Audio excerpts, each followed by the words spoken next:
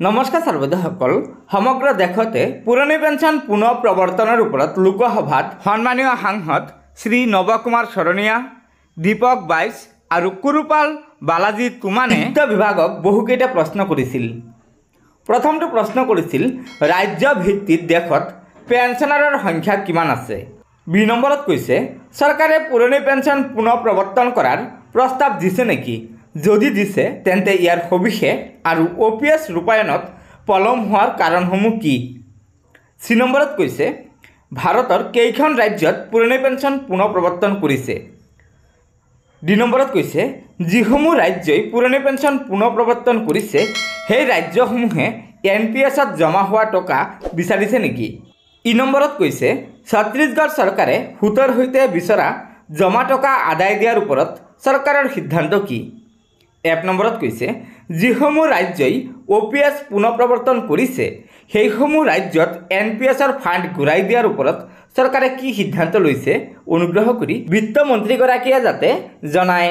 আৰু আমাৰ কেন্দ্ৰীয় চৰকাৰৰ বিত্ত বিভাগে প্ৰথমটো প্ৰশ্নৰ উত্তৰ দিছে যে অসামৰিক পেঞ্চনাৰ, প্ৰতিৰক্ষা pensioner, telecom pensioner, railway pensioner, ডাক পেঞ্চনাৰক লৈ মুঠ পেঞ্চনাৰ আছে ৬৭,৯৫,৪৪৯ জন আৰু ৰাজ্য চৰকাৰৰ পেঞ্চনাৰৰ হিচাপ কেন্দ্ৰীয় চৰকাৰৰ হাতত নাই।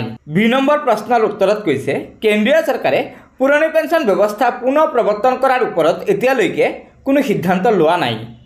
চৰকাৰী কৰ্মচাৰীসকলৰ ৰাষ্ট্ৰীয় পেঞ্চন ব্যৱস্থা অৰ্থাৎ NPS ব্যৱস্থা পুনৰ নিৰীক্ষণ কৰাৰ বাবে বিত্ত বিভাগৰ অধ্যক্ষতাত এটা কমিটি গঠন কৰি দিয়া হৈছে। যদি কিবা সংশোধন কৰিব লগা হয় তেন্তে সেয়া সেই কমিটিয়ে সিদ্ধান্ত ল'ব। চি আৰু ডি নম্বৰ প্ৰশ্নৰ উত্তৰত কৈছে ৰাজস্থান, ছত্তীশগড়, ঝাৰখণ্ড আৰু পাঞ্জাৱ চৰকাৰে ৰাজ্যকেইখনত পুৰণি পেঞ্চন পুনৰ প্ৰৱৰ্তন কৰাৰ কথা কেন্দ্ৰীয় চৰকাৰক অৱগত কৰিছে।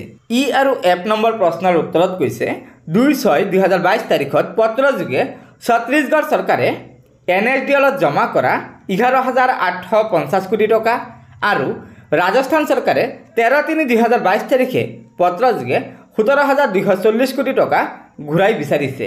কিন্তু PFIDR আইনৰ অধীনত এনে কোনো বিধান অৰ্থাৎ সুবিধা নাই।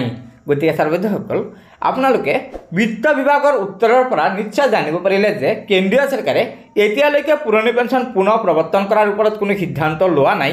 যদিও আমাৰ ভাৰতৰ বহুকেইখন ৰাজ্যত পুৰণি পেঞ্চন পুনৰ প্ৰৱৰ্তন কৰিছে তথাপিতো সেই ৰাজ্যকেইখনে NSDLত জমা কৰা ধন ঘূৰাই নাপায়। এইবুলি আমাৰ কেন্দ্ৰীয় চৰকাৰৰ বিত্ত বিভাগে জনাইছে যে PFIDR আইনৰ অধীনত এনে কোনো সুবিধা নাই।